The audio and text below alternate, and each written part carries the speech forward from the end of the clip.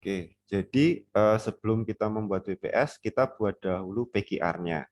Nah, proses pembuatan WPS, PQR ini bisa kita lihat adalah kurang lebih seperti flowchart di sini ya. Nah, di sini itu akan ada dua job antara welding engineer dengan welding inspector. Itu nanti akan ada yang saling pembagiannya, ada yang eh, saling irisan. Jadi ada pembagian job, ada juga ada kalau misalkan tanggung jawabnya lah. Nah, misalnya sebelum kita membuat PQR, maka kita harus membuat dulu yang namanya ini preliminary WPS. Preliminary WPS itu adalah draft WPS yang akan kita susun. Jadi ada kalau di AWSD 1.1 ada preliminary, ada pre-qualified. Nah, preliminary itu adalah draft untuk WPS yang dikualifikasi. Nah, WPS yang akan dikualifikasi itu preliminary-nya dibuat oleh siapa? Nah, ini dibuat oleh welding engineer. Ya, jadi saya tuliskan dari satu kotaan ini. Nah, ini yang yang bertanggung jawab penuh di sini adalah welding engineer, WE. Dia tujuannya buat preliminary WPS. Nah, isi dari preliminary WPS itu apa? Sama persis kurang lebih kayak form WPS yang ada, yang pernah kita lihat. Nah, di situ dia itu si welding engineer itu akan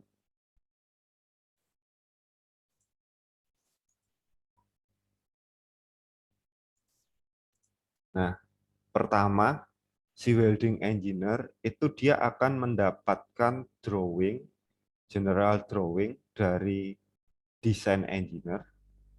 Nah, dari situ si welding engineer itu akan mengecek sambungan apa saja sih yang harus dilas, pakai materialnya jenis apa, itu semua akan dirangkum sama dia dari drawing. Kemudian dia juga akan menerima dari misalkan jaket, struktur jaket, mau buat WPS untuk jaket.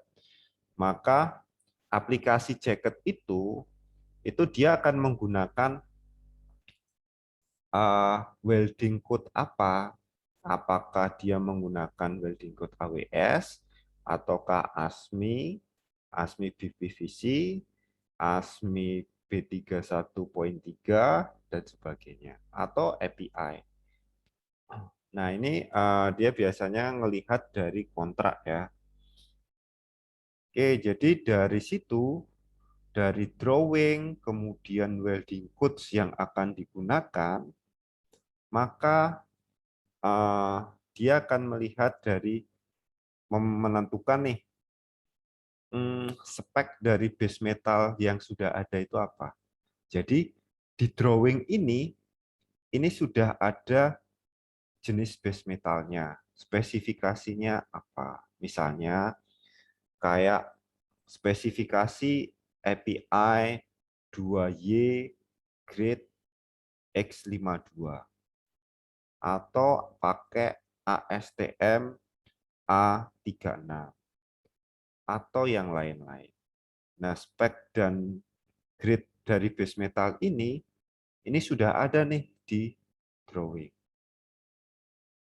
Ya, tapi dia nanti jadi nggak tiap sambungan dari nggak tiap sambungan yang ada di drawing itu dia buat WPS-nya. Jadi di drawing itu mungkin akan ada ratusan bahkan ribuan sambungan ya. Nah, nggak setiap sambungan itu dibuat WPS-nya, tetapi dia akan membuat menyederhanakan, dia akan membuat sebuah WPS yang digunakan oleh beberapa sambungan. Jadi mungkin WPS 1 itu digunakan untuk sambungan 1 sampai 5, WPS nomor 2 digunakan untuk 6 sampai 20 dan seterusnya. Nah, caranya dia menyederhanakan itu dari mana? Dari mengkategorikan base metal yang ada ini, spesifikasinya, ini ke dalam ya grup-grup yang ada di AWSD 1.1. Kalau ada dua jenis spek dari base metal yang dalam satu grup, maka dia hanya mengambil salah satu dari grup itu saja. Gitu. Nah, terus kemudian juga dari dimensi ya, dimensi base metalnya.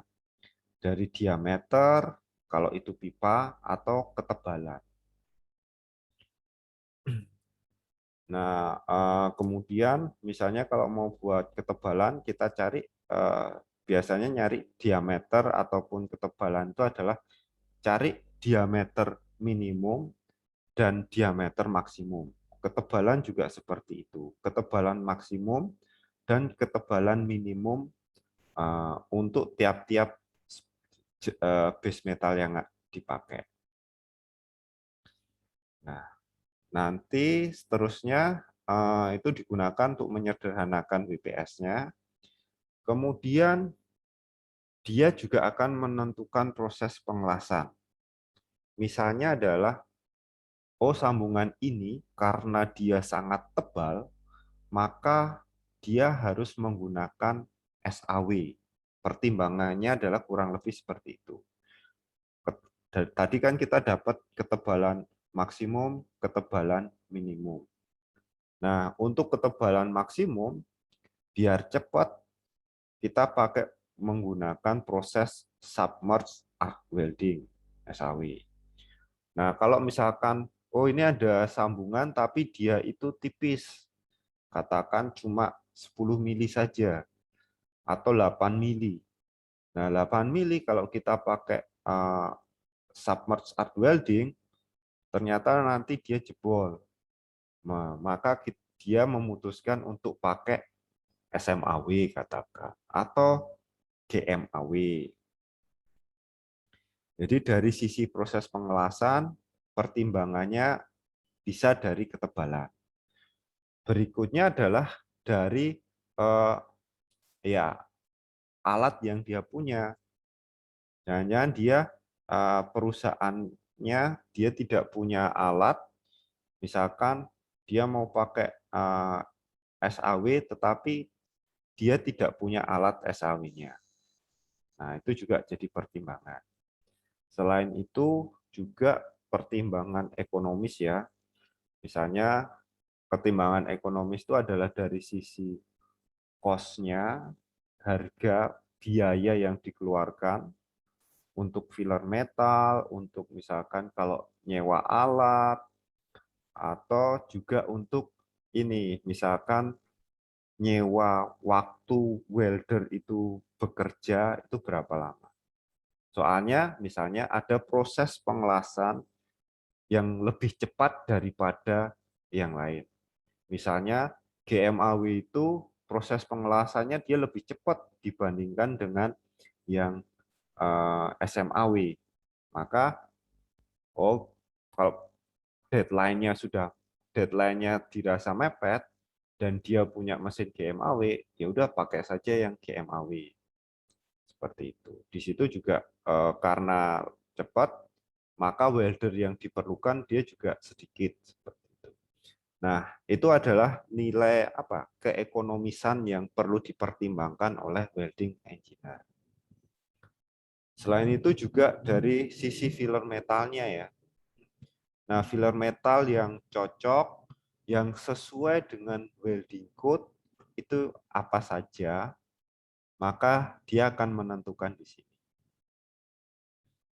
Nah, kemudian juga skill dari welder. Maksudnya adalah kayak gini.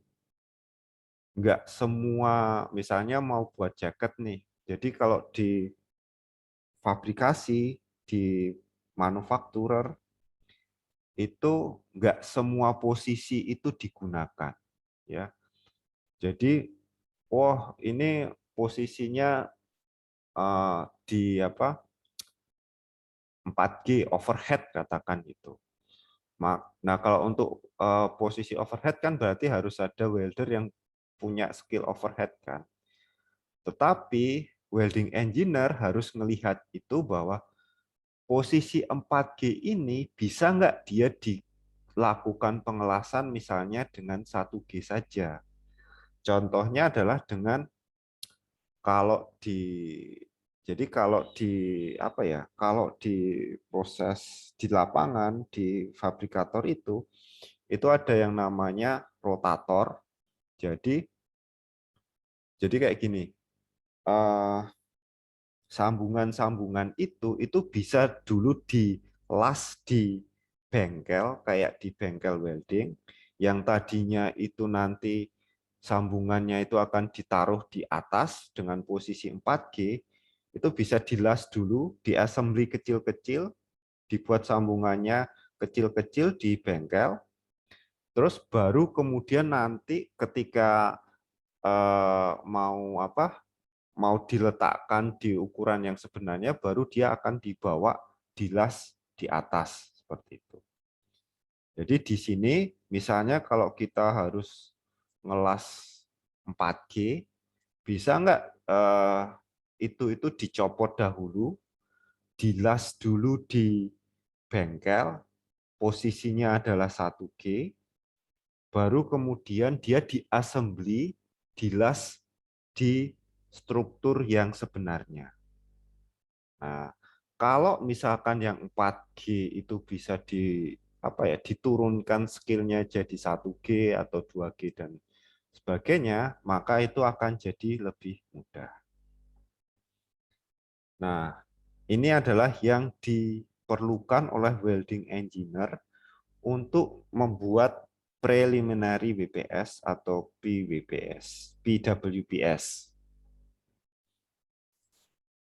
Oke.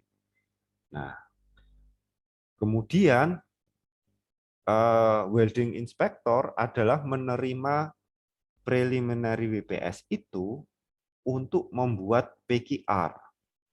Nah, PQR itu apa? PQR itu adalah yang di sini.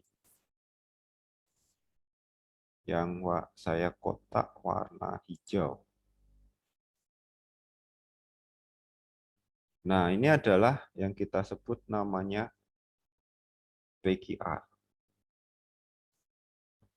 Nah, ini itu adalah yang mengerjakan itu adalah welding inspector. Yang mengerjakan welding inspector, tetapi welding inspector ini bertanggung jawab ke WE. Jadi kalau misalnya ketika melakukan PQR ternyata PQR-nya itu fail, misalnya ngelasnya kok jelek atau kok muncul cacat terus, muncul crack terus, maka si WI ini tanggung jawabnya tidak memecahkan, ini kok crack terus kenapa? Tidak, tetapi dia akan melimpahkan, dia akan bertanya ke WE-nya, welding engineer-nya. Pak, saya sudah ngelas sesuai dengan preliminary WPS Anda, preliminary WPS dari WE, tetapi selalu muncul crack. Nah, apa masalahnya? Silakan WE lah yang nanti akan memutuskan solusinya. Apakah mungkin ganti filler atau parameter lasnya diubah dan sebagainya. Nah, fungsinya WI itu adalah menjalankan prosedur qualification record. Nah, prosedur kualifikasi ini atau PQR ini yang pertama dilakukan itu adalah membuat yang namanya tes kupon. Membuat tes kupon itu Nah, ini adalah proses dia membuat tes kupon. Ya, tes kupon itu spesimen lah.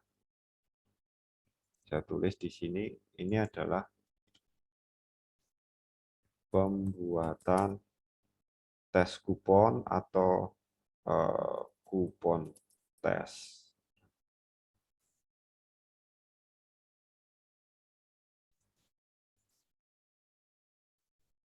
Ya.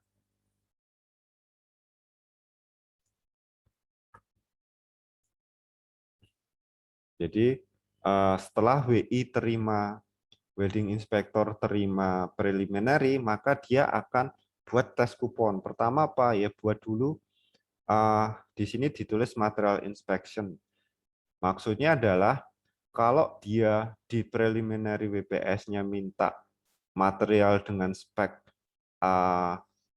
API 2Y grade X52, maka tes kuponnya juga menggunakan itu. Atau kalau tidak ada, maka menggunakan material yang satu grup. Itu bisa. Kemudian, habis itu dia akan melakukan cutting. Ukurannya berapa sih? Nah, ukuran nanti tergantung dari, ini sudah sebenarnya sudah ada di kode ya, di AWSD.1. Kalau mau buat tes kupon, ukurannya berapa, itu sudah ada. Tinggal ambil saja dari situ. Kemudian dipotong. Kemudian dia lakukan fit up. Kemudian dilakukan pengelasan. Pengelasannya untuk kayak variabelnya, parameter, arus, voltase, maupun yang lain-lain, itu mengikuti dari preliminary WPS. Nah, preliminary WPS biasanya dia berupa rentang, misalnya arusnya dipakai adalah 95 sampai 120. Maka di pembuatan PQR, ya kita nentuin sesuai dengan arus yang ada di PQR ini. Sesuai yang ada di preliminary WPS. Contoh misalnya di sini preliminary WPS-nya arusnya adalah 95 sampai 120 ampere.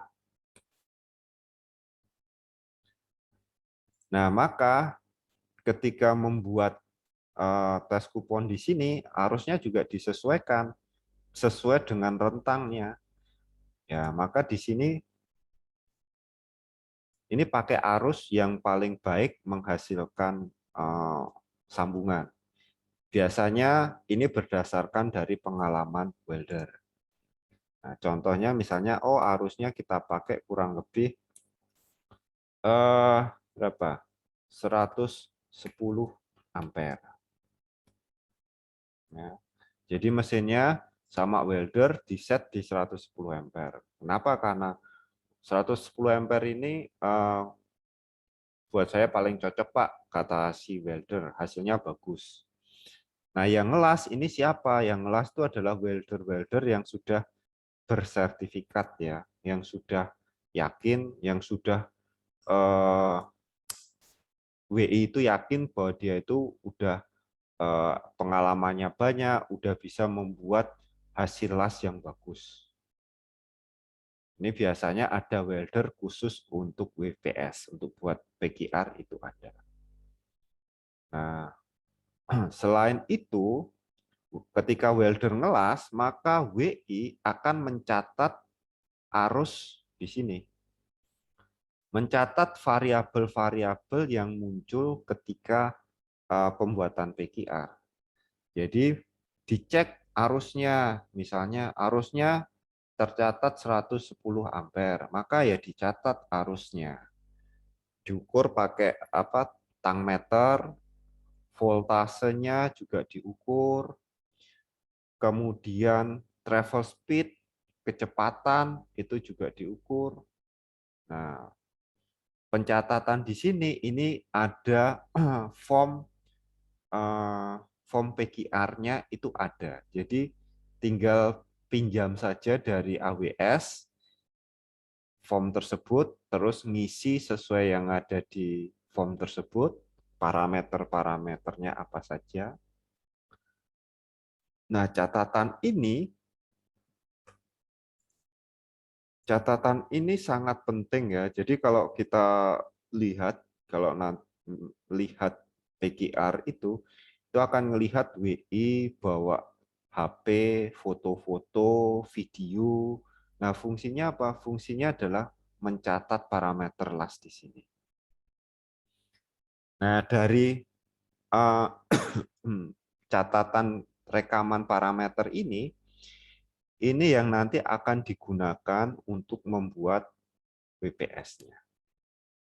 Ya. Jadi di sini menggunakan arus 110 ampere, maka ini tercatat di catatan PQR. Nah, arus 10 ampere ini nanti akan dilihat berdasarkan AWSD 1.1, toleransinya berapa sih? Katakan toleransinya adalah 10%, maka di WPS ini harus ditulis, katakan toleransi 10%, maka dia ditulisnya adalah ya berapa? 10% itu berarti 89 sampai 121. Seperti itu.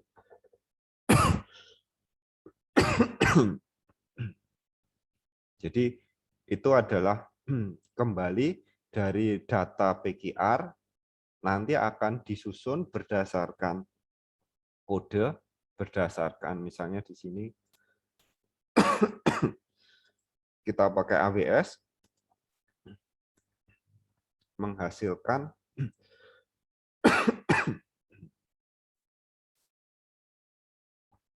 rentang arus WPS.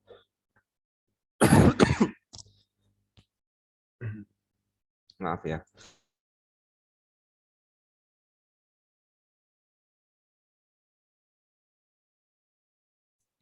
Jadi WPS yang terkualifikasi yang nanti digunakan itu parameternya tidak apa? Tidak satu 110 ampere, tetapi ada rentangnya. Contohnya misalnya jadinya 90 sampai 120 ampere seperti itu. Nah, tapi sebelum ke situ harus dicek dulu las-lasannya itu bagus atau enggak via NDT. Jadi NDT di sini ini hanya ngecek las-lasan saja. Jadi hasil las-lasan dicek secara permukaan itu ada cacat atau tidak, pakai visual inspeksi biasanya. Kemudian secara internal itu dicek apakah ada cacat di dalam las-lasan tersebut. Biasanya pakai radiografi. Nah, visual radiografi itu digunakan hanya ngecek sambungannya, las-lasannya ini sudah bebas cacat atau tidak. Prosedurnya bisa dilihat di kodenya. Nanti ada di AWSD 1.1. Kemudian acceptance kriteria juga melihat ada di AWSD 1.1. Nah, berikutnya setelah kita yakin bahwa las-lasannya itu bagus, sambungannya ini sudah bebas dari cacat, maka bisa dilakukan DT atau mechanical test. Nah, mungkin sebelum mechanical test ada sambungan-sambungan tertentu yang dia memerlukan pemanasan. Di sini ada tulisan PWHT, maksudnya adalah kepanjangan dari Post Weld Heat Treatment. Maksudnya apa? Maksudnya adalah sambungan las-lasan setelah itu dicek sudah bagus, tidak ada cacat, itu akan dipanaskan terlebih dahulu sampai suhu tertentu, waktunya juga tertentu. Untuk apa? Untuk yang namanya nanti disebut stress relief. Nah, itu nanti akan dipelajari lebih dalam kalau ada mata kuliah heat treatment atau perlakuan panas. Nah, kalau nggak ada, ya maka lanjut saja dari NDT langsung ke DT atau destructive test. Destructive test itu untuk mengukur benar nggak sih sambungan ini kekuatannya, strength, ketangguhan, atau toughness itu sudah cukup memenuhi aplikasi yang akan dipakai seperti itu. Nah, DT itu bisa banyak, bisa dilihat ada di sini. Nah, kalau itu semua sudah NDT lolos, DT juga lolos, maka baru kemudian data yang dari PQR, arus, voltase itu disusun menjadi WPS. Nah, atau kita sebut namanya qualified WPS. Nah, qualified WPS ini yang nanti digunakan untuk melakukan pengujian welder atau personel, welder atau welding operator. Nah, kurang lebih itu flowchart-nya. Oke, ada yang mau ditanyakan?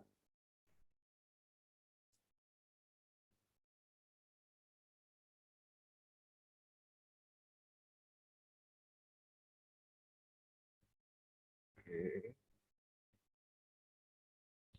Nah, kalau belum kebayang, kita coba lihat.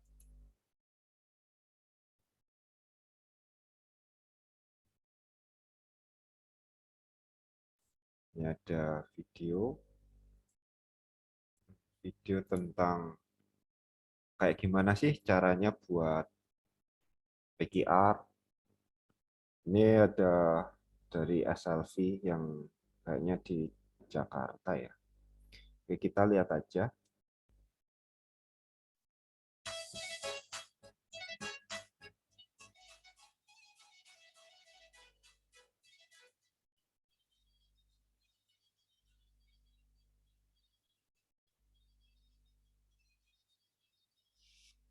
Nah, ini yang tadi ini biasanya adalah ini adalah yang disebut tes kupon ya, yang bentuknya pipa ini. Nah, ini sepertinya ini baru di tag mau akan dilakukan pengelasan. Nah, inspeksi itu juga harus ngecek fit up-nya benar atau enggak.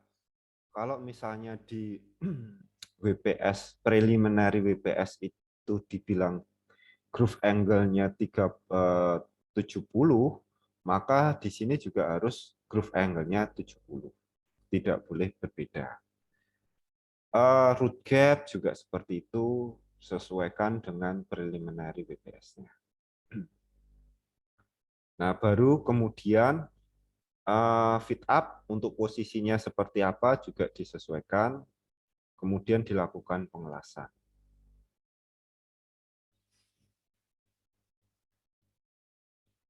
Nah, di sini kan kelihatan tuh pada bapak-bapak nih pada bawa notepad, nyatet-nyatet ya. Nah, ini fungsinya untuk itu mencatat. Ini kertasnya ini adalah kertas form PQR ya. Nah, di situ akan ada isinya catatannya ya, nama base metalnya apa, kemudian filler metalnya apa, posisi pengelasannya itu apa, base metalnya atau tes kuponnya itu plat atau pipa, kemudian parameter las seperti arus, voltase, travel speed. Nah, itu dicatat di sini. Biasanya juga ada dokumentasinya sambil di foto-foto.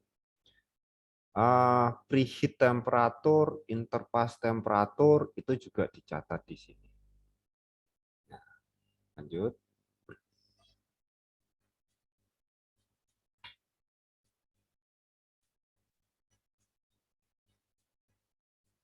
Nah, ini adalah setelah jelas, kemudian selesai, ini Bapak ini lagi ngecek visualnya ya.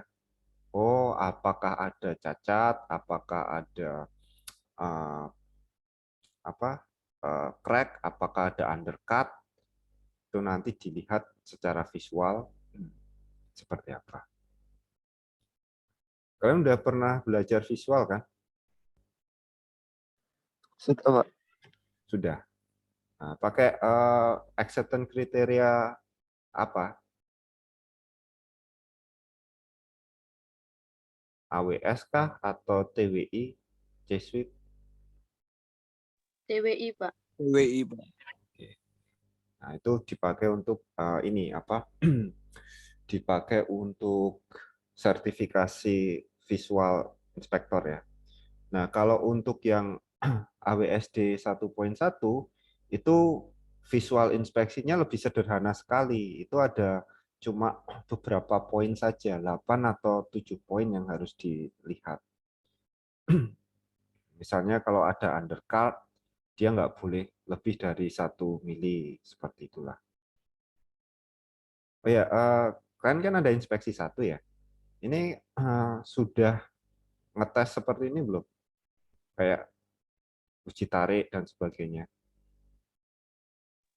Belum, Pak. Belum. Oke. Nah, oke, kita lanjut dulu ya. Nah, ini welder ya. Jadi dia ngelas, dia pakai GTAW. Biasanya GTAW dilakukan untuk ngelas root. Ngelas root, habis itu fillernya sama cappingnya biasanya pakai SMAW. Nah, itu pipa. Nah, pipa ini tes kuponnya adalah pipa ini. Nah, welder ini itu adalah welder yang sudah experience, udah biasa melakukan pengelasan untuk WPS. Jadi udah enggak, hasil lasnya itu pasti udah bagus lah. Jadi kalau ada cacat ataupun ada problem di sini, berarti kemungkinan preliminary WPS-nya ada yang salah. Apakah filler metalnya, apakah kayak polaritasnya, apakah base metalnya, apakah prosedurnya, misalnya base metal ini ternyata perlu preheat, nah, seperti itu. Jadi cerita dulu ketika udah agak lama, ketika di bengkel welding biasa digunakan untuk PGR, itu mereka mendatangkan welder khusus ya dari mana gitu, dari Jakarta untuk PGR. Mereka weldernya nggak cuma 1, 3 sekaligus. Itu ketika melakukan pengelasan itu sama-sama muncul undercut, walaupun undercut kecil. Nah, di kontrak sama kliennya diminta nggak ada undercut. Nah, kemudian mereka pakai DCEN ya, jadi polaritas DCEN, prosesnya SMAW, tiga-tiganya ngelas, ternyata kok masih ada undercut sedikit, klien nggak terima, karena maka ditanyakan lagi, ini bagaimana? Oh, ternyata karena polaritasnya yang DCN seperti itu. Nah, itu yang memberikan solusi, yang menganalisis kok selalu muncul undercut dan sebagainya, itu adalah welding engineer. Welding inspector biasanya cukup sampai melaporkan, oh ini ada muncul cacat seperti ini ke welding engineer. Solusinya bagaimana? Itu adalah tanggung jawab dari welding engineer. Nah, lanjut. Nah, di sini Bapak ini lagi pegang yang di tangan beliau ini adalah namanya tang ampere atau clamp meter, ya. Clamp meter ini fungsinya sama kayak avometer. Tahu avometer? Yang buat ngukur arus listrik, buat ngukur tegangan listrik. Multimeter ya Pak, sama Iya, kayak multimeter. sama kayak multimeter. Benar, benar, sama kayak multimeter. Tapi di sini dia ada ini, kalau multimeter itu kan dia pakai kabel saja kan. Di sini dia ada kabelnya, kabel ini nih yang warna hitam nih sama yang warna merah. Warna hitam ini kan dia ditusuk ke kabel lasnya ya. Yang warna merah ini juga ditusuk di kabel output welding mesinnya. Ini fungsinya untuk mengukur voltase tegangan. Jadi ketika mau mengukur voltase, kabelnya itu dicucukkan di sini, ditusukkan ke kabel. Nah, untuk mengukur arusnya, kabel ini dilepas. Nanti dia di sini itu ada kayak tahu klem atau kayak tang gitu bentuknya melingkar. Nah, itu nanti dilingkarkan di salah satu kabel di sini. Ke elektrod kabelnya. Kabel yang menuju elektroda itu dilingkarkan di sini. Jadi nutup ya. Dari situ nanti akan muncul arusnya berapa. Nah, maksud saya ini yang di sini itu digunakan untuk yang bentuk melingkar. Ini nanti dia bisa kebuka kalau ditekan switch-nya, terus dilingkarkan ke dalam kabel. Jadi kabelnya masuk di tengah-tengah di sini, nanti akan terukur arus yang melalui kabel itu berapa ampere. Nah, itu adalah untuk mengukur voltase dan mengukur arus. Ini nanti arusnya dicatat ya. Jadi tiap pas itu dicatat. Root pas kira-kira rata-rata arusnya itu berapa ampere. Kemudian untuk voltasenya rata-rata itu berapa ampere. Nah, nanti ada juga yang ngitung ini travel speed-nya.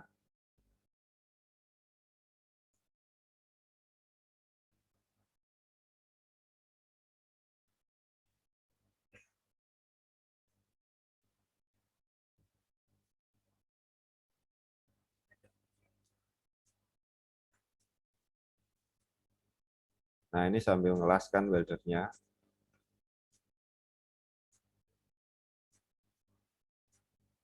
Nah, ini weldernya instruksi, Pak, 80 aja. Soalnya bagusnya 80 ini terlalu tinggi atau terlalu kecil. Maka dia sesuaikan. Nah, baru nanti yang ampere, voltase yang dicatat untuk PQR adalah ketika kondisinya sudah stabil. Ketika weldernya udah bilang, oke, ini dicatat saja buat PQR, maka baru itu yang mulai dilakukan pencatatan.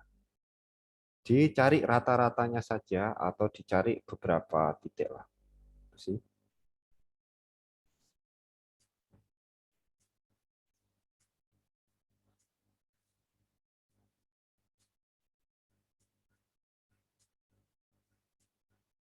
Nah, ini bapaknya lagi ngukur arus. Kalau tadi dia ngukur voltase, ini ngukur arus. Kabelnya dimasukkan ke dalam jepitan tadi, klem tadi.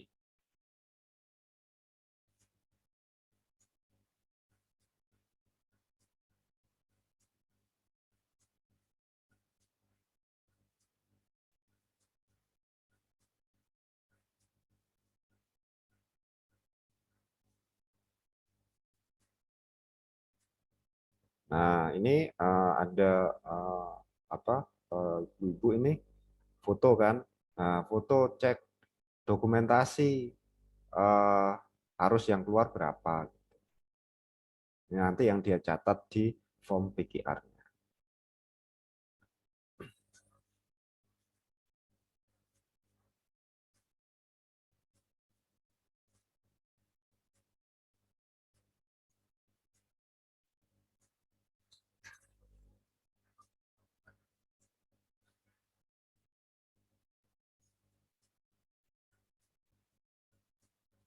Nah, ini dipakai buat ngecek temperaturnya.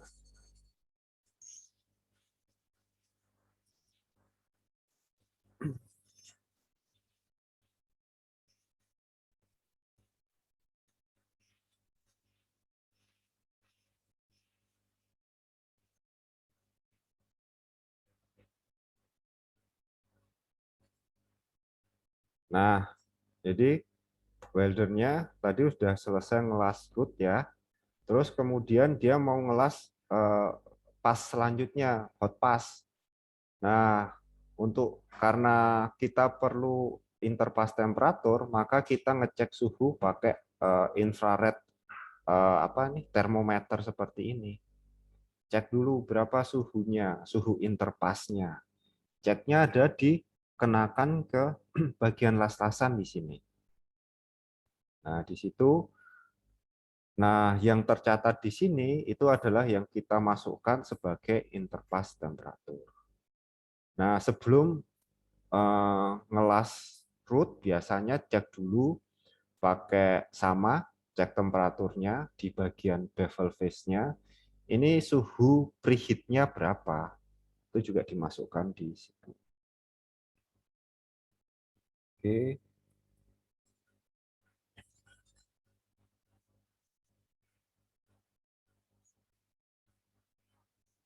Nah,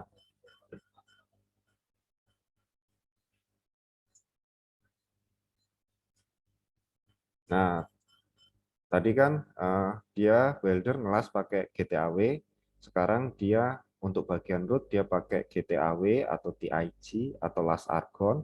Sekarang dia pakai tadi ngambil elektrod SMAW kan.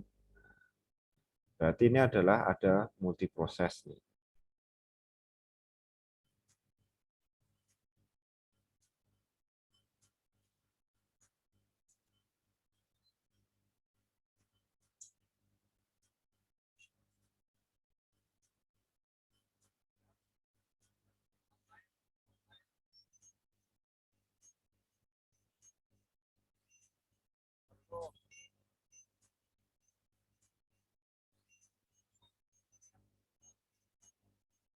Nah, di sini ini ada bapak-bapak nih.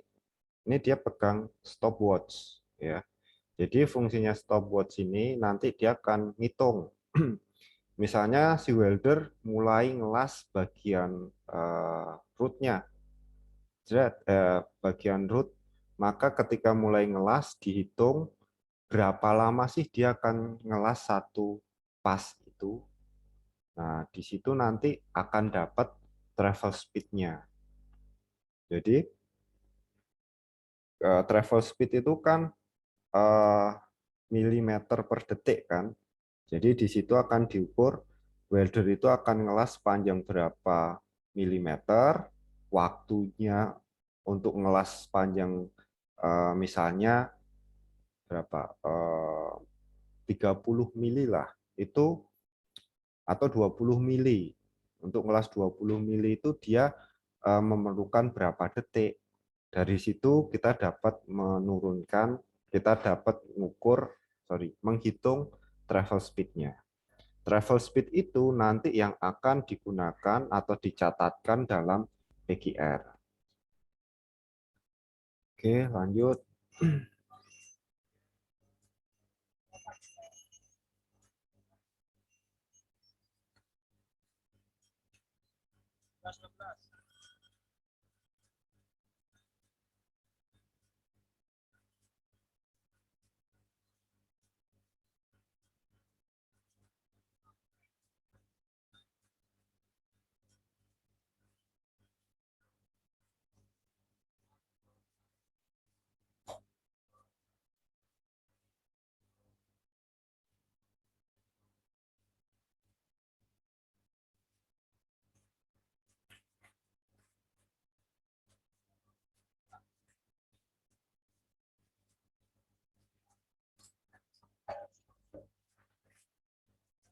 Nah, bapaknya tadi kan nyebut 21, 23 seperti itu kan. Nah, dia bilang voltasenya, arusnya, sementara yang lain mencatat itu.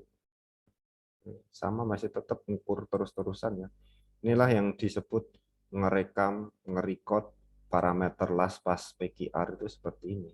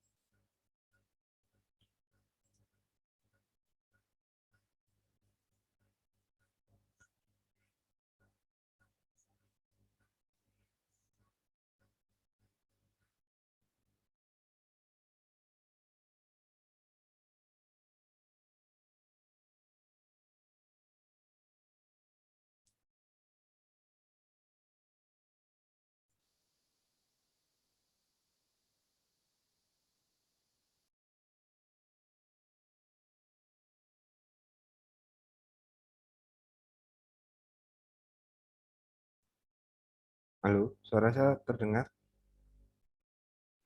Terdengar Pak. Saya takutnya internetnya ini apa, koneksinya nggak baik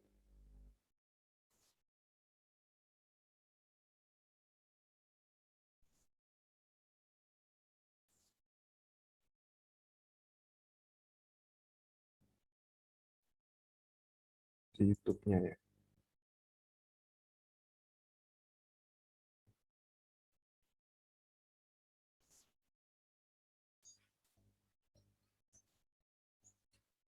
Nah, ini adalah ya tadi parameter PQR, parameter las yang dicatatkan itu nanti akan dibuat tabel seperti ini. Nah, ini bisa apa ya? Ini bisa di form PQR-nya sudah ada. Nah, nanti tinggal dimasukkan ke sini. Itu aja.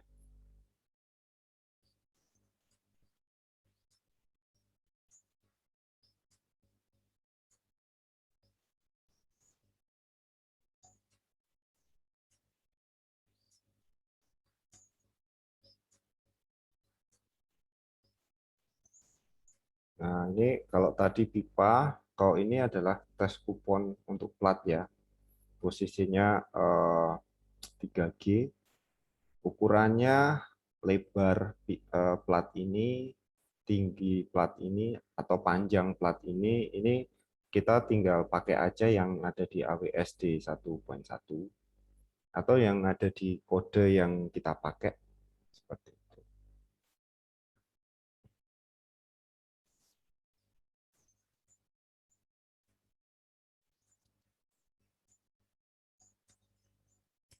Nah,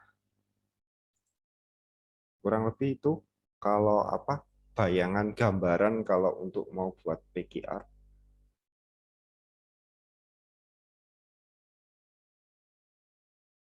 Oke,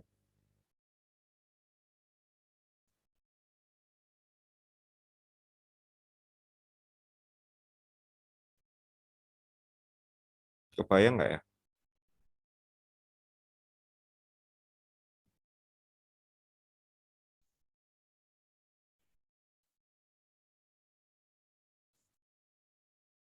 Nah, ini tadi adalah video tadi adalah video tentang yang di sini. Pembuatan kuposta, kupon tes, dari jenis sambungannya, mau sambungan groove, CJP, PJP, atau fillet, kemudian di fit up, bilas, kemudian pakai proses apa, posisinya apa, terus kemudian dicatat parameter lasnya. Oke, setelah jadi tes kupon, maka yang berikutnya stepnya adalah melakukan uji NDT, yaitu AWSD 1.1 mewajibkan adalah visual inspeksi, kemudian radiografi tes, atau ultrasonik untuk ngetes internal las-lasan, internal sambungan. Kalau ini ada masalah, ini ada problem dan tidak di luar acceptance kriteria dari AWSD 1.1 ataupun kode, maka ini akan dilakukan lagi pembuatan tes kupon ulang sampai nanti hasilnya adalah clear accepted. Setelah NDT fungsinya hanya untuk ngecek soundness of weld, artinya adalah kualitas las-lasan. Kualitas las-lasan harus bebas dari cacat. Berikutnya, setelah itu udah oke, baru dilakukan pengujian DT, mechanical testing. Mechanical testing ini untuk mengukur atau menghitung, bukan hitung sih, mengukur lah. Mengukur ya strength-nya, toughness-nya, hardness-nya, kemudian ductility, dan sebagainya. Kalau mengukur strength, kita pakai tes apa ya? Ada yang masih ingat?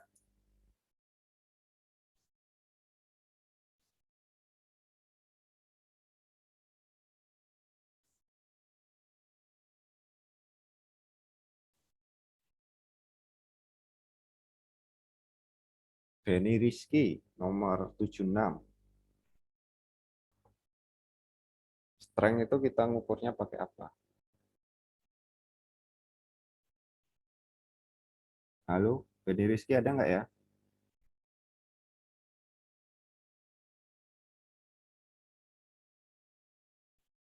Nggak ada.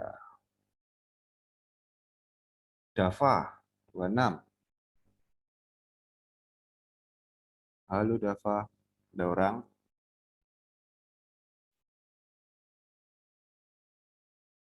Ya.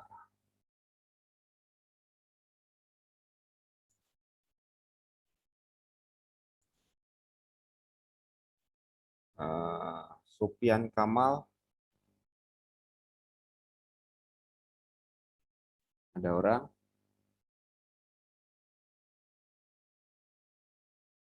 Ya. Pak, izin jawab, Pak. Siapa ini? Fikri, Pak. Ini berapa ya? 75, Pak. 75. Oh, silakan. Uji tarik ya, Pak. Uji tarik. Yap, benar. Jadi uji tarik itu kita bisa ngukur strength, bisa ngukur ductility, kemudian kalau bentes Dibengkokin, Pak. ya dibengkokin. Dia ngukur ductility ya, bentes biasanya. Kemudian tahu ETSA? Pernah dengar ETSA atau macro etching?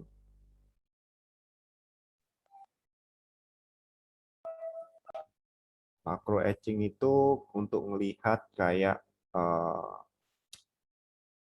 jadi las-lasan sambungannya itu dipotong, kemudian ditaruh cairan nital sampai nanti akan kelihatan weld metalnya, kemudian hash-nya, heat affected zone.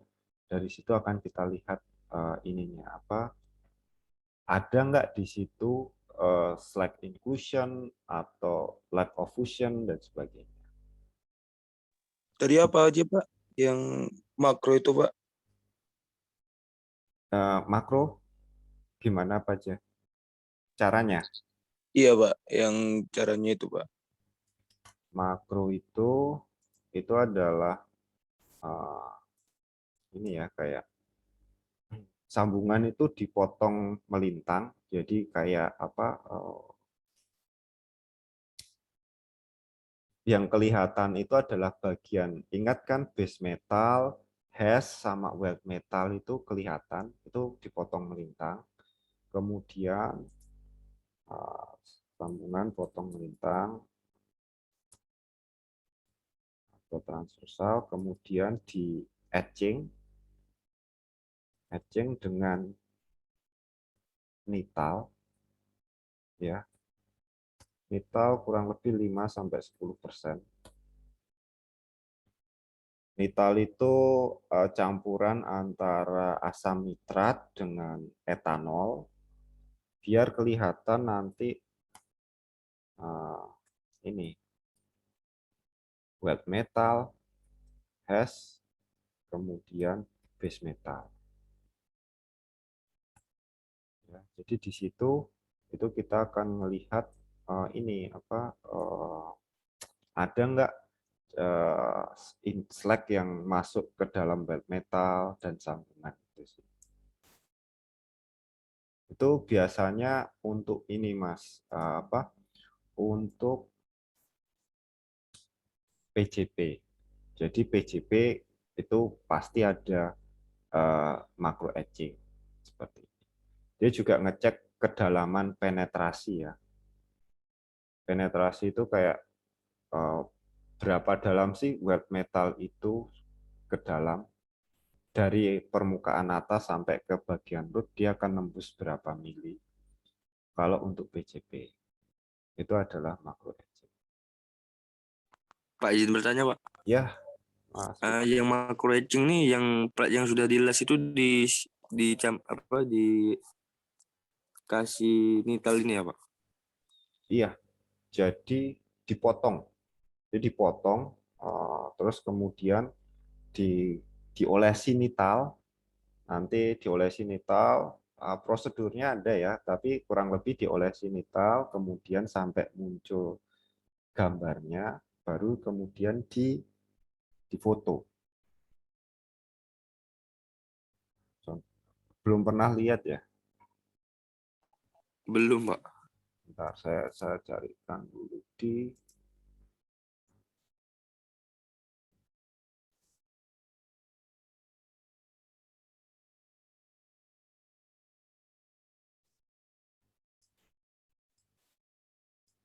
by the way, kalau untuk ini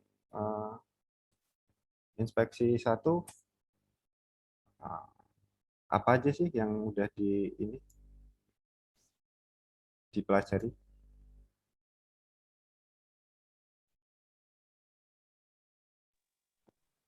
Tentang cacat-cacat las Pak. Oh, cacat.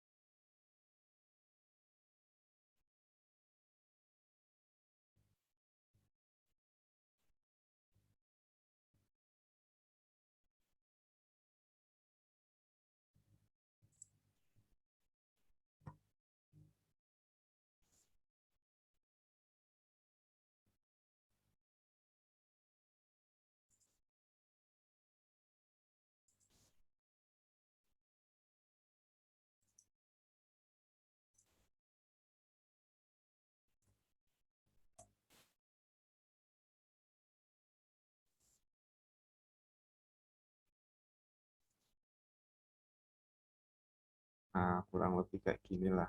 Kalau misalnya kalau untuk PGR yang ini ya, open image.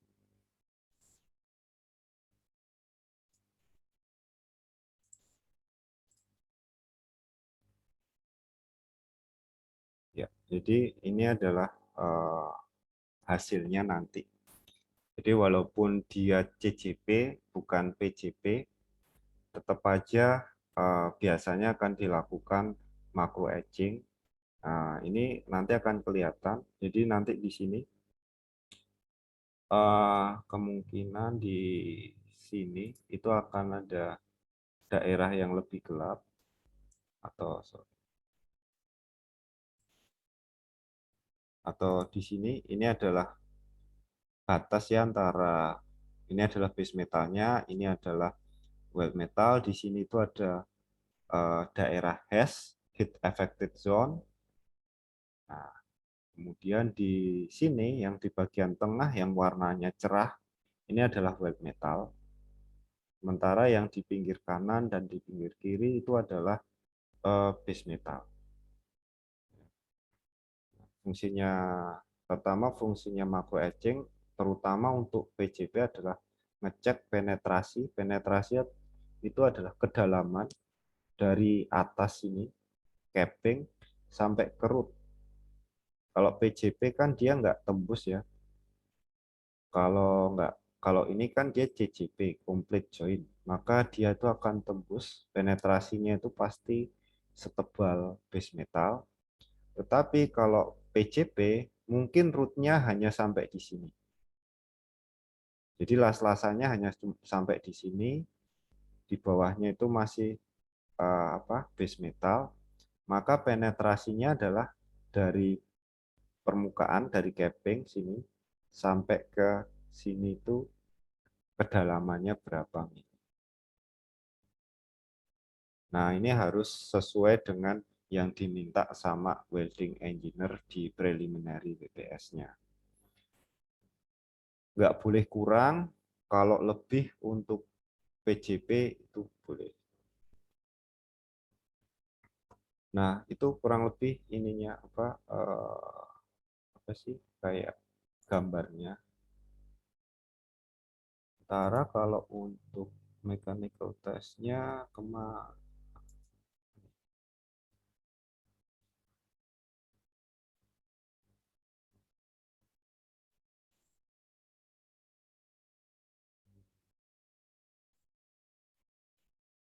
Nah,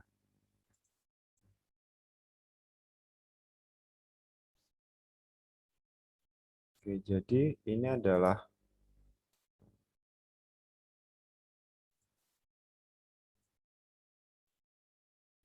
ini itu adalah masih ingat tadi di video pertama itu ada plat yang jelaskan, itu adalah tes kuponnya. Terus kemudian tes kupon tersebut itu nanti akan dipotong-potong ya, dipotong-potong, cara motongnya bagaimana, kemudian ukuran potongnya itu seperti apa, nanti digunakan untuk ngetes apa saja, itu ada di AWSD 1.1. Tiap kode berbeda, tetapi kalau untuk AWSD 1.1 itu semua sudah komplit di klausa 6. Nanti ada di gambar-gambar sama tabelnya, bisa dilihat di situ. Nah, biasanya untuk AWS ini dia perlu bending 4 biji. Ini adalah side bending. Kemudian ada apa? Tensile test 2 pieces. Itu adalah keharusan dari D1.1. Nah, kemudian yang sebelah kiri ini adalah makro test plus sekaligus sama hardness. Karena ada titik-titik putih ini di dekat capping, di tengah, terus di bagian root. Nah, itu adalah bekas hardness Vickers yang dipakai. Ya, kita kalau masih belum kebayang ujinya kayak gimana, kita lihat di sini.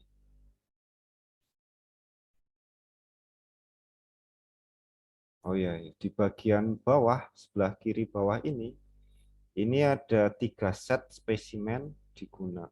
Bisa 3, bisa 5.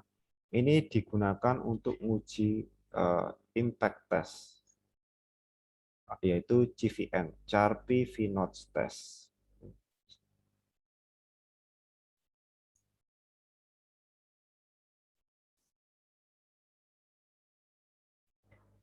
It's your special brew for Halloween. Nah, ini adalah mesin Charpy-nya ya. Kalau kalian lihat di W1 itu ada yang kayak pendulu. Itu nanti spesimen yang kotak kecil, ukurannya panjangnya cuma 10 cm, itu ditaruh di sini. Lebar tinggi 10 mili, taruh di sini. Tapi sebelum dia diuji di sini, dia dicelupkan di sini. Nah, ini kayak apa sih? Kayak kolam. Kolam ini suhunya sangat dingin ya. Jadi kita ngetes Charpy CVN ini itu eh, biasanya tidak di suhu ruang, tetapi di suhu yang lebih dingin. Lihat di kode apakah dia perlu kode dan kontrak, apakah dia perlu 0 derajat, minus 20 derajat Celcius, minus 40 derajat Celcius. Nah, di sini. Atau bahkan ada yang minus 80 derajat Celcius. Jadi dicelupkan dulu spesimennya di dalam cairan yang dingin ini. Cairannya bisa berupa etanol plus dry ice, itu bisa sampai minus 40 derajat. Kalau kalau mau ngetes di minus 40 derajat, biasanya campurannya itu etanol sama dry ice. Kalau minus 80, minus 120, pakai nitrogen cair.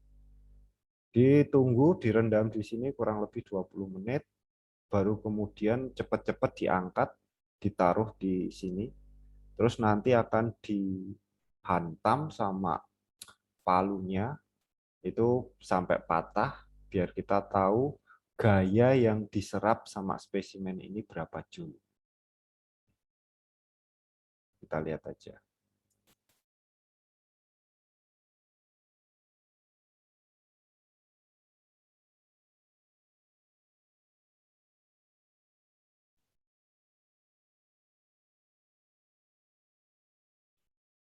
Nah, di sini kan ada jarum ya. Nah, jarum ini menunjukkan gaya yang diserap oleh spesimen nih. Jadi ini di atas ini ada kayak palu. Palu ini nanti akan dijatuhkan secara mendadak.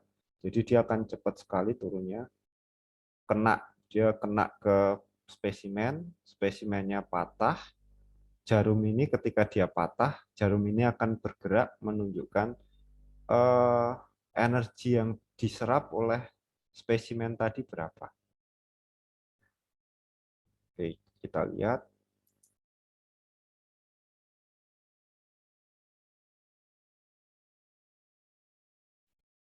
Ya, nah seperti itu adalah uji impact ya. Nah, di sini jarumnya sudah bergerak tadi kan.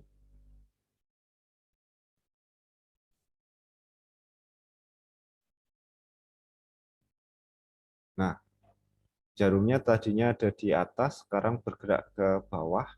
Nah, ini ada skalanya, berapa sih, berapa joule energi diserap oleh spesimen GVN tadi.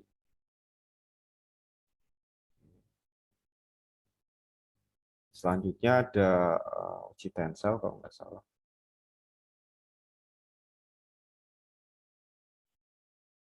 Nah, ini adalah uji tensel ya.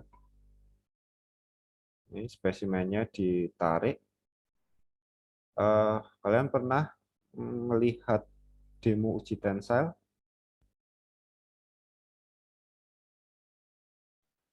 Di video aja, Pak. Oh, di video saja. Ya, kita di W1 kita ada, jadi mungkin nanti kalau ada praktek ini bisa di situ sih. Oke. Di sini yang dicari untuk PQR itu adalah berapa yield strength-nya, berapa tensile strength-nya.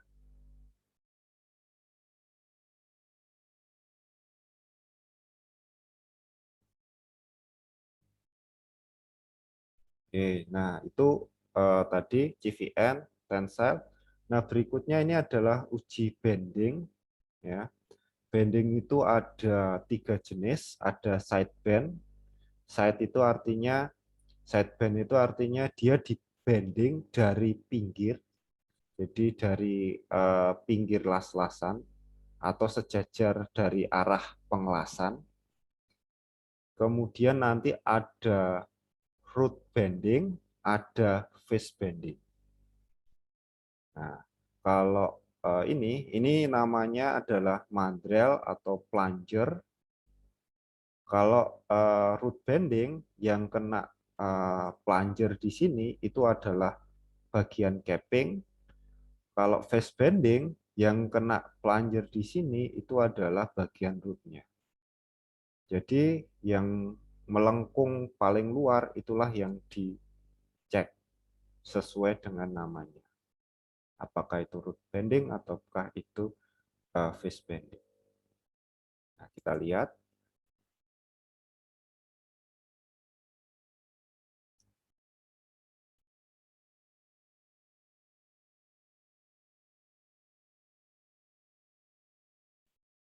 Ini di bending pas di bagian las-lasannya ya. Jadi sebelum di bending biasanya dia di nital dahulu biar kelihatan mana bagian las-lasannya.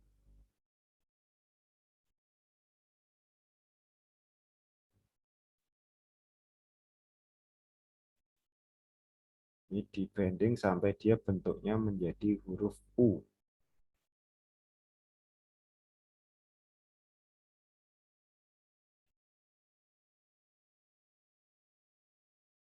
Nah, ini adalah hasil uji bendingnya. Dia bentuknya huruf U seperti ini.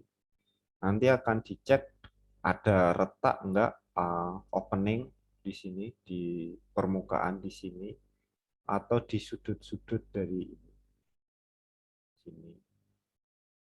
Kemudian dicek dengan acceptance kriteria yang di AWS. Oke.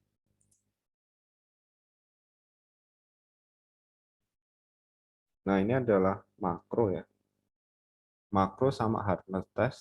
Di sini dicek, lihat. Kemudian yang poin-poin ini adalah hardness. Dia biasanya pakai dicek hardness di base metal, hardness di kekerasan di base metal, kekerasan di hash, kekerasan di wet metal, kembali di hash lagi, dan di base metal lagi, itu semua dicek. Biasanya pakai Vickers, gayanya 10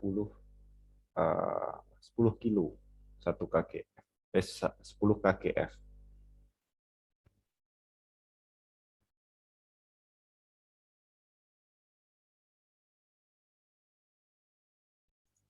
Oke, udah. Itu adalah ini kayak apa? DT mechanical test yang digunakan untuk pembuatan PQR. Ada juga nanti kalau kita ngecek fillet, itu ada yang namanya fracture test atau fillet weld brick test. Nah, untuk AWS biasanya hanya mandatory-nya adalah tensile sama bend test, kecuali kalau untuk PCP ditambah dengan makro. Sementara yang lain ini masuk ke kontrak ya. Jadi korosi itu dilihat dari kontrak, apakah dia perlu. CVN juga seperti itu. Apakah di kontrak diperlukan, maka kita ngajunya dari kontrak saja. Oke, nah kalau dari uji DT ini sudah selesai, maka dan hasilnya itu adalah lolos, maka kita lanjut ke penyusunan BPS. Tetapi kalau dari uji DT ini hasilnya jelek, maka bisa dilakukan retest dengan tes kupon yang sama, karena itu tes kuponnya biasanya besar. Jadi kalau ada retest, masih bisa menggunakan tes kupon yang sama. Tapi kalau setelah retest tetap gagal juga, maka ya akibatnya harus kembali lagi pembuatan tes kupon dari awal. Jadi diulang lagi. Di situ berarti ada parameter yang tidak sesuai, yang preliminary WPS-nya harus diubah. Baru kemudian buat tes kupon dari awal lagi. Tapi kalau uji NDT, uji DT ini lolos, maka disusun WPS dari parameter las yang tercatat ketika PGR. Jadi dari sini, parameter yang ini akan dibuat WPS yang qualified, yang akan kita gunakan. Oke. Oke, dari sini sudah ada sedikit bayangan lagi.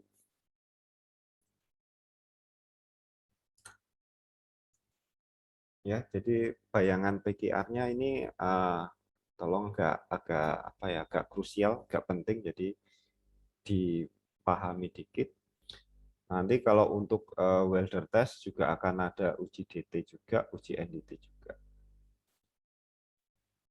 Nah, di D1.1 kualifikasi prosedur ini ada di klausa 6.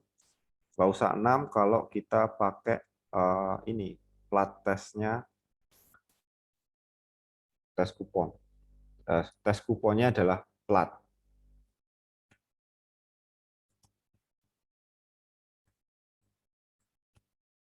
Itu adalah pakai klausa 6. Tapi kalau tes kuponnya itu adalah pipa, itu kita pakai yang klausa 10. Ya.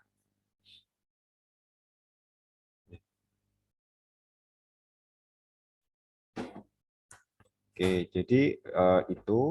Jadi apa saja yang akan digunakan di klausa 6 itu adalah yang digunakan untuk buat PGR.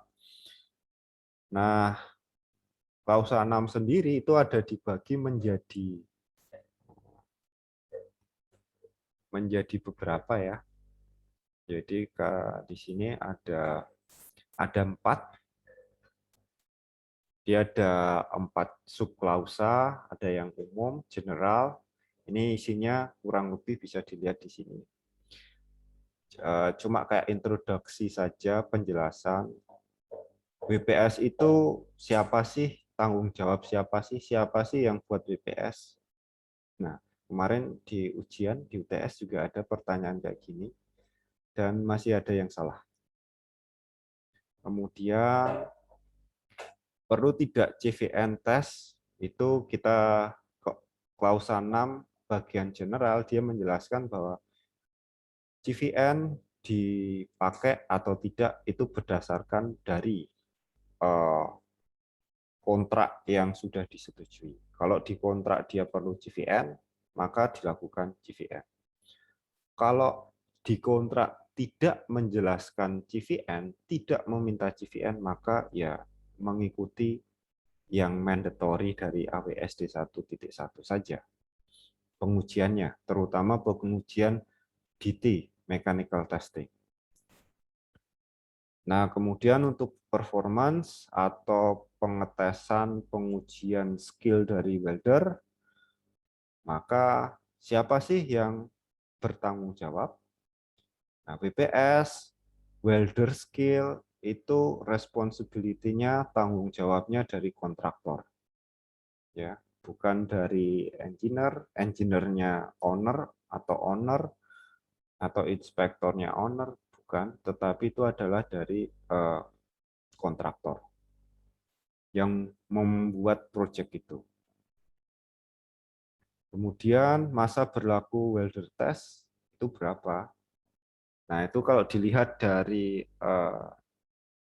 bagian sini, itu kalau misalnya welder test dilakukan pada bulan ini, misalkan katakan bulan Januari lah, bulan Januari, maka welder test itu berlaku sepanjang 6 bulan. Ya.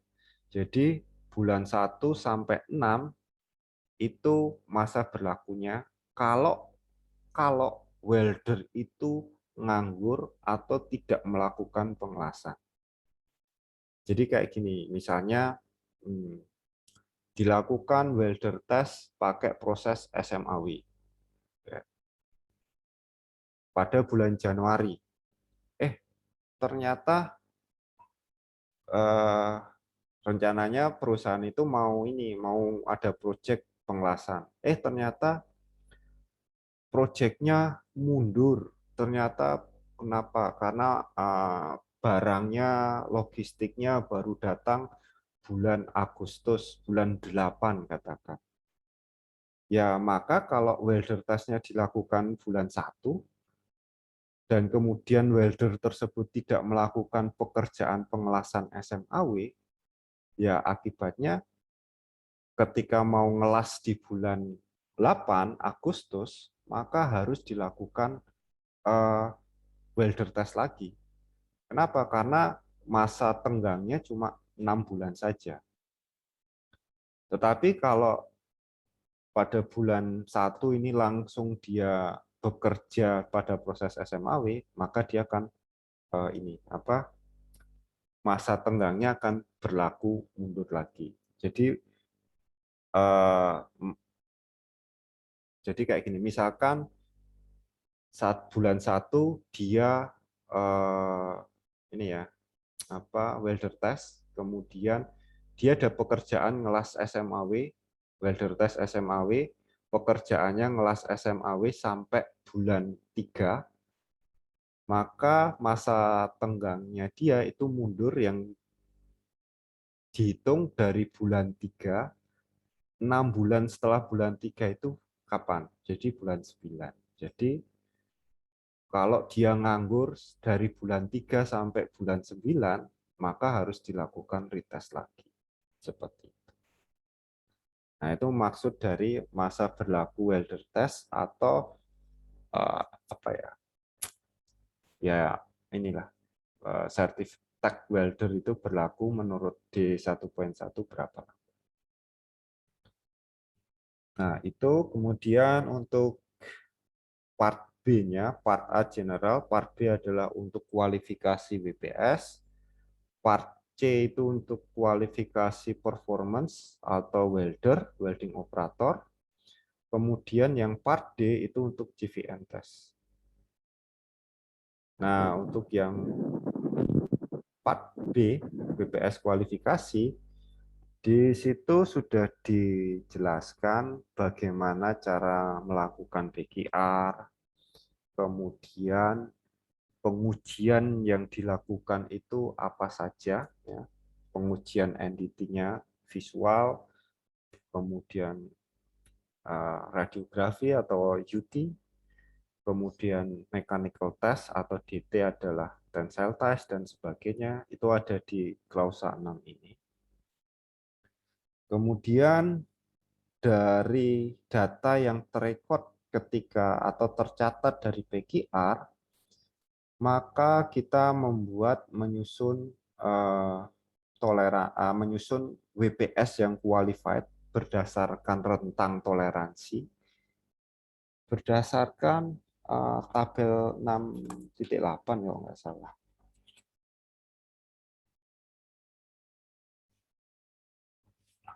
Sorry, tabel 6.5 di sini. Jadi berdasarkan tabel 6.5 kita mencatat nih, kita menyusun rentang PKR, rentang WPS yang digunakan. Ya contohnya tadi kalau di PKR kita mencatat arusnya itu adalah 100 ampere, voltasenya itu adalah katakan berapa ya? 30 volt, maka berdasarkan tabel 6.5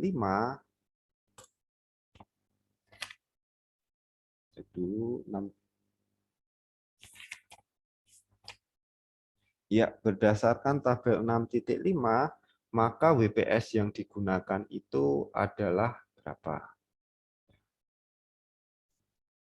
Ya, saya catatlah misalnya di sini PKR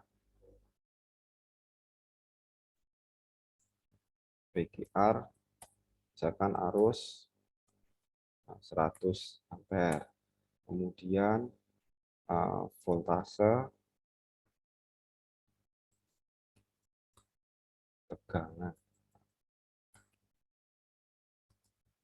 30 volt.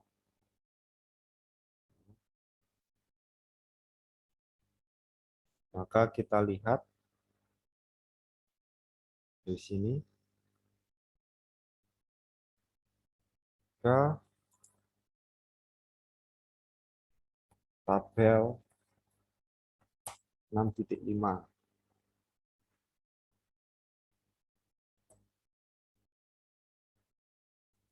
Dari tabel 6.5 baru kemudian kita akan melihat lagi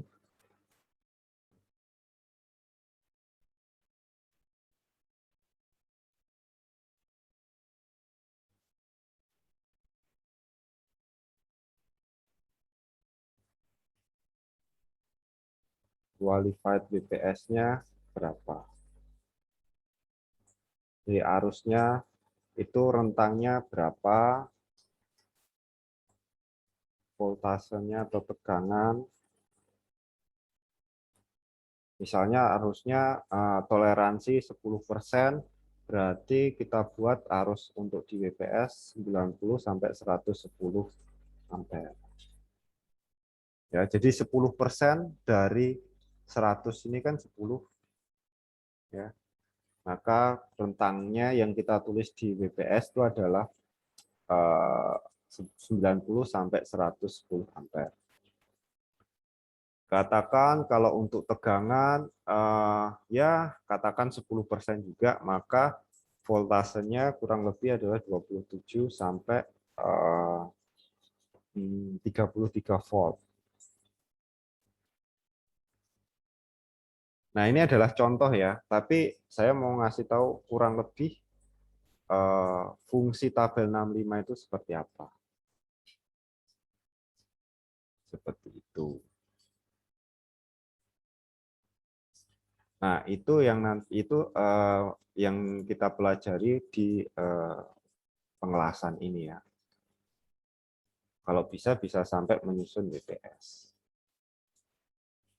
Oke, terus kemudian dari situ ada welder test atau welding operator. Dari WPS yang sudah ada ini, maka kita nyari orang-orang yang bisa melakukan pengelasan. Yaitu kita perlu welder test, kita lakukan tes welder, kita tunjukkan ke welder, ini adalah WPS-nya, silahkan buat tes kupon mereka, nanti akan dicek secara NDT dan dicek secara mechanical, secara DT. Semua itu ada di performance qualification part C. Nah, nanti kita akan bahas lebih lanjut di situ.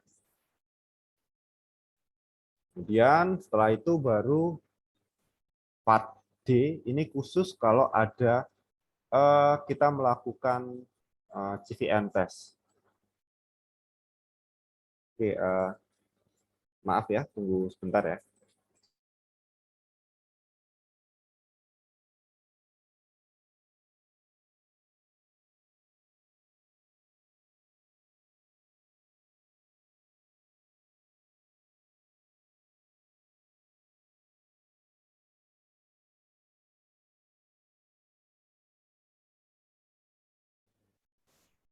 Oke, jadi kurang lebih klausa 6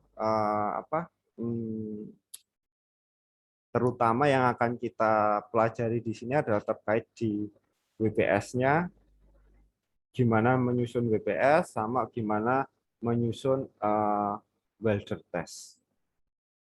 Gitu sih.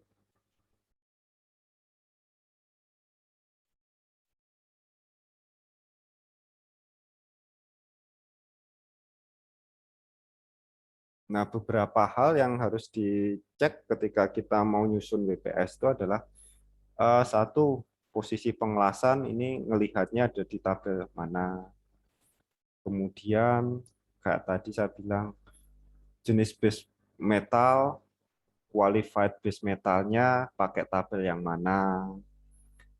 Kemudian ketika kita mau membuat tes kupon, itu kita akan membuat tes kupon joinnya seperti apa, apakah kita perlu buat complete joint penetration, apakah mau buat PJP, ataukah mau buat fillet. Nah, dari situ baru ditentukan jenis pengujiannya apa saja, apakah perlu tensile, apakah perlu bending, atau perlu makro, dan sebagainya. Nah, berikutnya di sini akan ada pengujian NDT. Saya rasa untuk pengujian NDT dan pengujian DT kayak acceptance kriteria, prosedur, itu akan di-cover di mata kuliah yang lain ya. Mungkin inspeksi 1.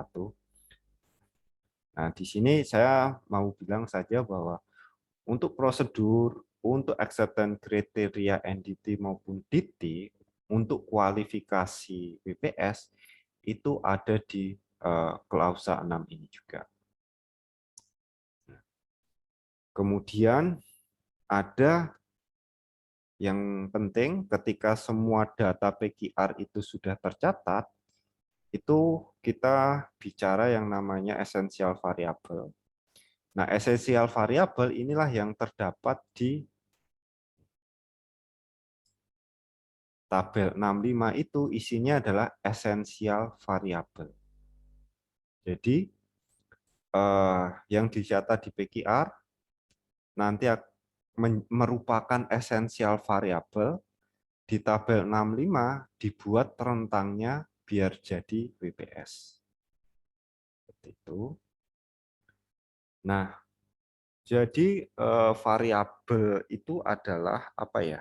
Di pengelasan itu ada 3, yaitu non-esensial, esensial variabel, kemudian supplementary essential variable. Ya, Apa Pak? diperhati Tadi, Pak?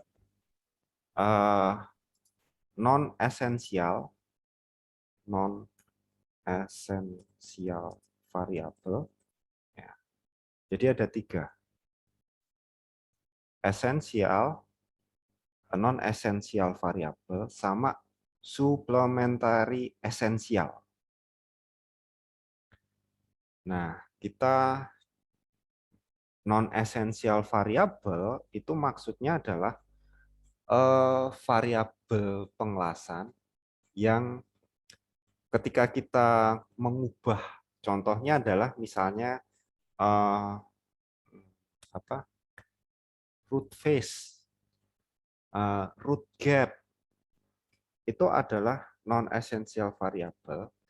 Jadi ketika kita mengubah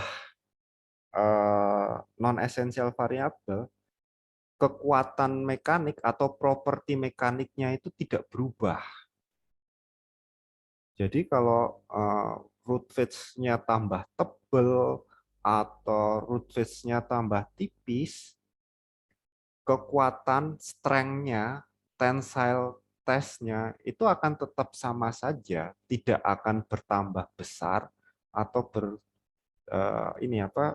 bertambah kecil.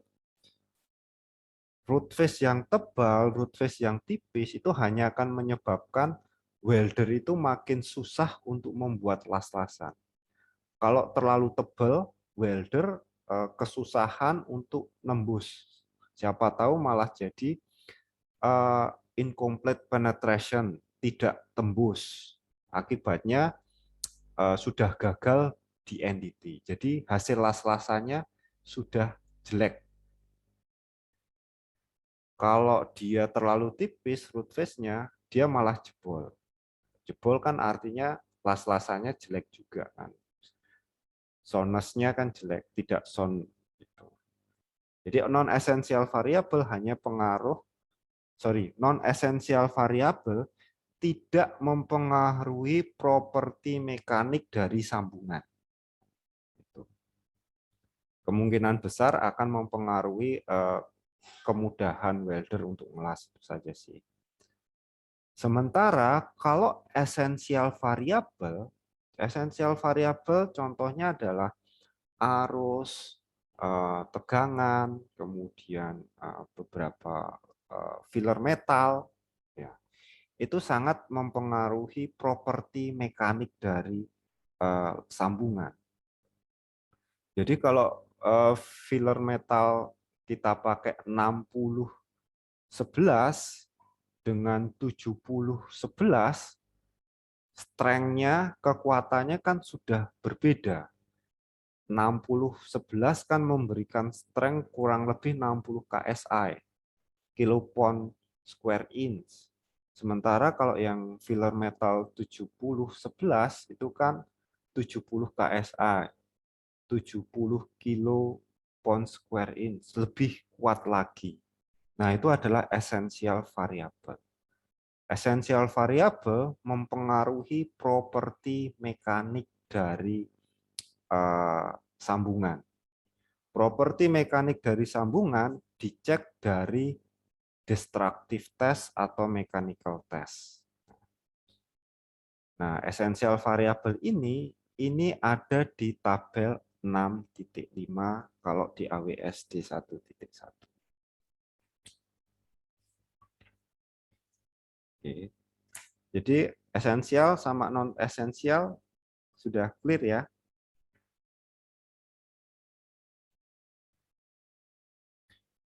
Berikutnya adalah supplementary ya. Supplementary essential variable.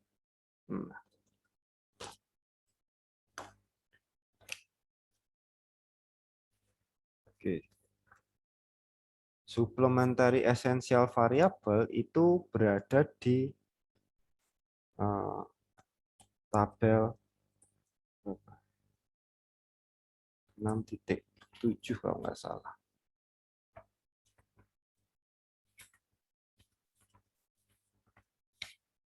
Ya.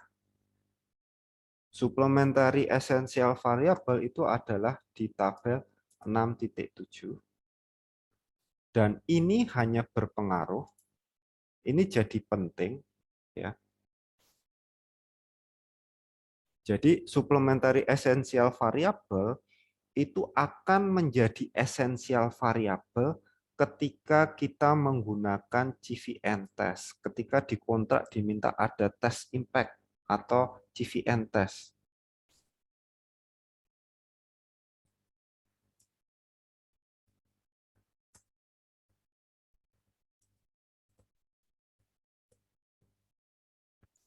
Kalau dia tidak menggunakan test impact atau CVN, maka supplementary essential variable ini sifatnya menjadi non-esensial. Ya, kalau non-esensial, kalau dia berubah, kita tidak perlu melakukan perubahan WPS. Kita tidak perlu melakukan PQR tambahan. Ya, jadi apa sih pentingnya essential variable dan non essential variable? Kalau essential variable berubah, maka kita harus melakukan PQR tambahan atau mengulang PQR. Biasanya sih PQR tambahan. Misalnya saya sudah punya PQR dengan filler metal 6011. Saya sudah ada uji DT-nya, saya sudah ada uji bendingnya, saya sudah ada uji makronya, semuanya. Nah, tapi ternyata diperlukan filler metal 7011, termasuk essential variable. Maka saya akan membuat PQR yang baru untuk menambahkan PQR yang lama. Kalau PQR lama, PQR nomor PQR nomor 01, maka saya buat PQR 02. Jadi di situ saya gunakan filler metal 7011. Ya, saya buat lagi pengujiannya, saya buat NDT-nya, saya buat tes kuponnya, saya buat NDT-nya, saya buat DT. Baru kemudian datanya bisa saya gunakan untuk WPS yang baru atau WPS revisi. Seperti itu. Misalnya WPS 01 menggunakan WPS 01 revisi 0 menggunakan PQR nomor 01. Karena saya sudah ada PQR nomor 02, maka saya bisa revisi WPS WPS 01 menjadi WPS 01 revisi 1. Seperti itu. WPS-nya sama, cuma direvisi beda filler metalnya saja. Kenapa? Karena esensial variabelnya berubah. Tapi kalau non-esensial variabel berubah, kita tidak melakukan PQR tambahan. Misalnya,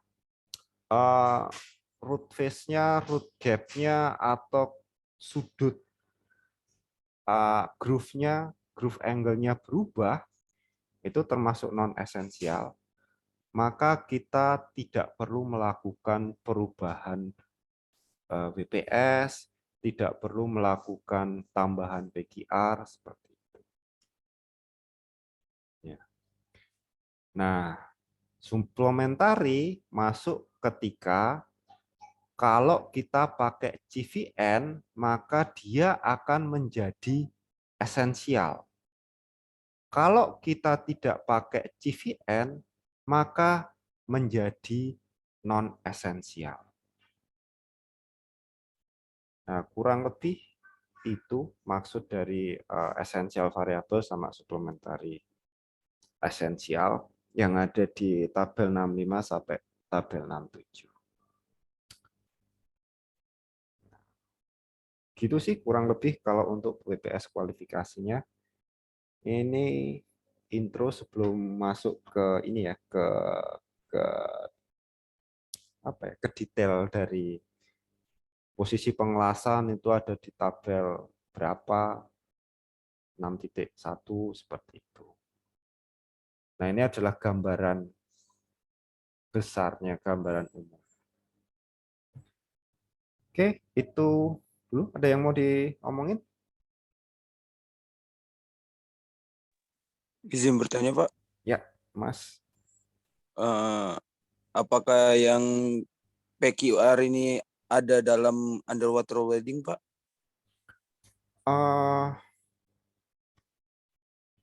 Saya untuk underwater welding mungkin nanti saya cari dulu ya, Mas. Saya belum tahu ini apakah dia ada AWS itu ada code underwater welding sendiri. Cuma di D1.1 itu juga ini hanya untuk ini ya untuk apa? Untuk konstruksi, untuk struktur. Tapi kalau menurut saya misalnya ada underwater welding, untuk buat prosedur underwater welding itu saya rasa perlu dibuat PQR-nya. Cuma saya belum pernah lihat, belum pernah tahu kodenya apa. Apakah sama bisa pakai di 1.1 atau dia ada kode tersendiri seperti itu.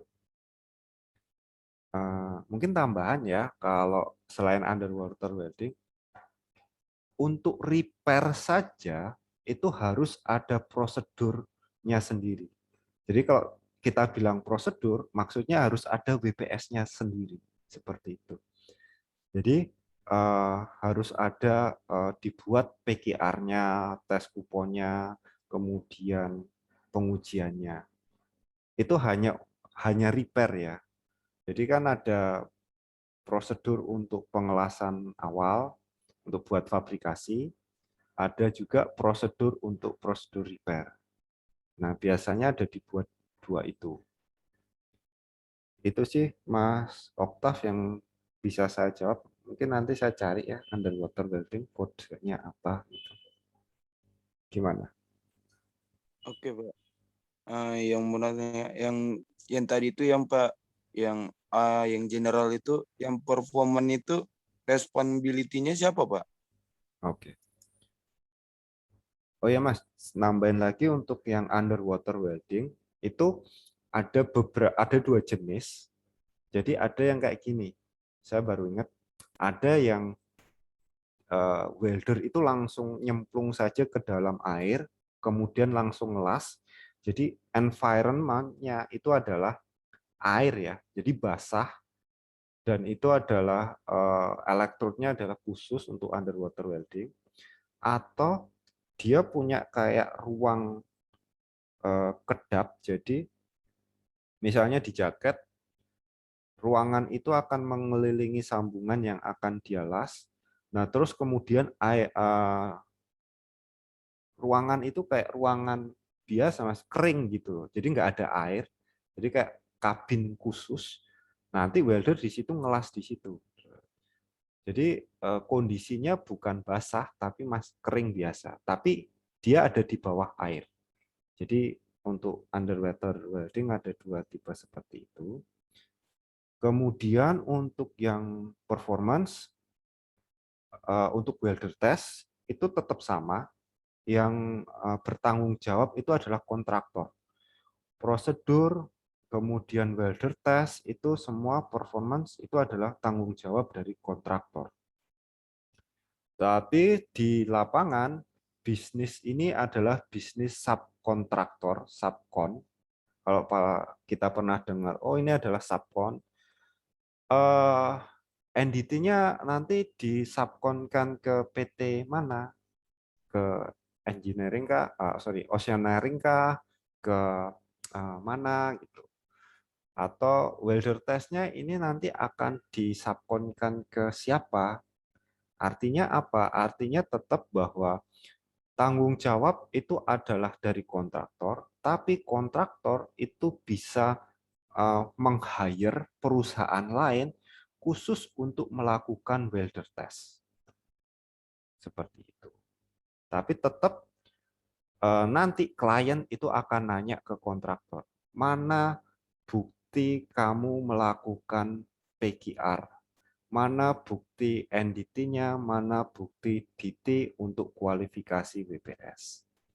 Begitu juga untuk performance, di mana bukti kamu melakukan welder test, bukti mechanical test untuk welder test, seperti itu. Yang ditanya dari klien itu adalah kontraktornya. Seperti itu. Oke, Gimana? terima kasih, Pak. Ada yang lain? Pak, izin bertanya, Pak. Ya, silakan Mas Yuki. Ini untuk pengujian NDT itu, Pak, yang menggunakan ultrasonik itu melalui apa, Pak? Getaran, lalu getarannya dipantulkan gitu ya, Pak? Misalnya terjadi retakan di dalam base metalnya, Pak. Iya. Jadi oke, oke. Jadi umumnya sih Mas kalau untuk ini ya, ini paling enak dia pakai apa? Radiografi. Jadi langsung ditembak pakai film langsung kelihatan. Tapi kalau ultrasonik kita lihat ultrasonik, prinsip ultrasonik welding ya.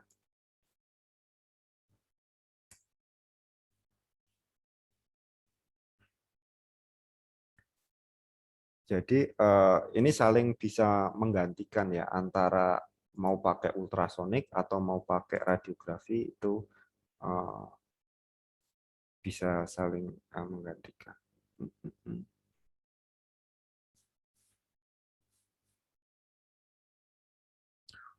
Ini kayaknya nggak ada susah ya.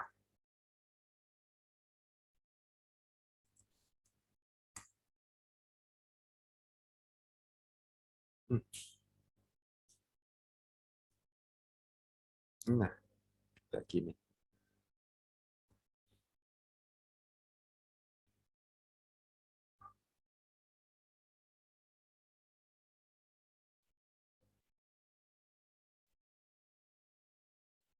Nah, ini adalah ini apa ya? Ini adalah pengujian ultrasonik ya. Ini adalah apa?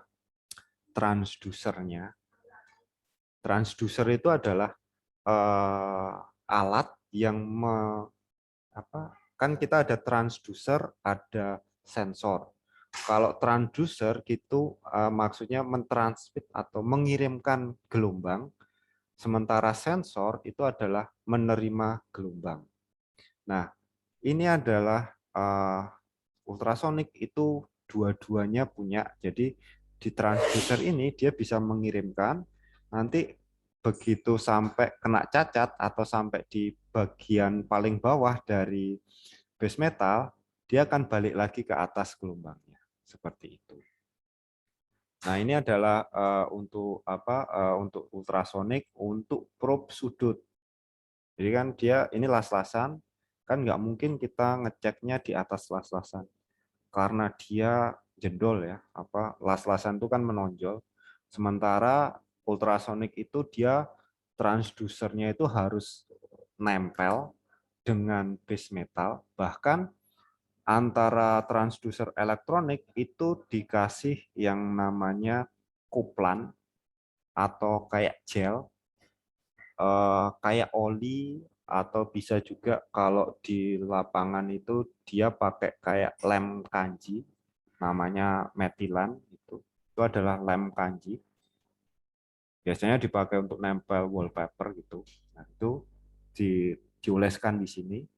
Nanti dia jalan sepanjang las-lasan nih, sepanjang las-lasan jalan, maju mundur, scanning kayak gini. Nah, untuk ngecek ada nggak cacat las. Nah, yang dilihat adalah dari sini ini. Nah, ini misalkan ada ini nih ada ini adalah yang paling kanan ini adalah weld metal, las-lasan, sambungan. Nah, ini adalah transdusernya. Maka dia akan mengirimkan gelombang ultrasonik ya. Ultrasonik itu di atas 20.000 Hz. Mengirimkan gelombang kena ke bagian dasar dari base metal, terus dia akan ke arah sambungan. Nah, kemudian begitu dia kena di sambungan, dia akan balik lagi nih. Kalau kan di sini ada ini nih ada permukaan, dia akan balik lagi ke bawah, kemudian balik lagi ke sini. Nah, tapi kalau misalnya di sini, contohnya di sini itu misalkan ada cacat nih, ada sidewall lack of sidewall fusion, lack of fusion, atau ada slack, maka sebelum dia sampai di sini, jadi perjalanan dari gelombangnya adalah satu, dia kena dulu ke dasar base metal, terus menuju ke arah sambungan, ternyata di sini ada slack inclusion. Nah, kalau ada slack inclusion, dia nggak dipantulkan, nggak diteruskan ke sini, tetapi dikembalikan lagi. Dia mantul balik gelombang itu. Mantul balik ke sini. Kita kembali lagi ke sini. Nah, perbedaan jarak itu yang nanti akan menimbulkan peak. Muncul peaknya ada di mana. Nah, itu yang nanti dicek. Oh, ini kira-kira ada di mana, bentuknya planar. Planar itu apa ya? Melebar atau linier, kayak gitulah, seperti itu. Ya, benar, bentuknya adalah dari pantulan pantulan gelombang ultrasonik. Nah, kurang lebih seperti itu. Mungkin di mana ya? Inspeksi 2 yang nanti akan belajar soal membaca film radiografi, mencoba ultrasonik seperti itu. Gitu, Mas Uki. Ya, Pak. Terima kasih ya, Pak. Iya, sama-sama. Ada yang lain? Bebas ya, mau nanya apa?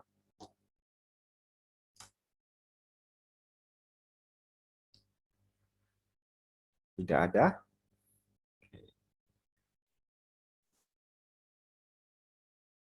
Kalau tidak ada, saya ini ya, cukupkan ya. Jadi nanti tolong stop record.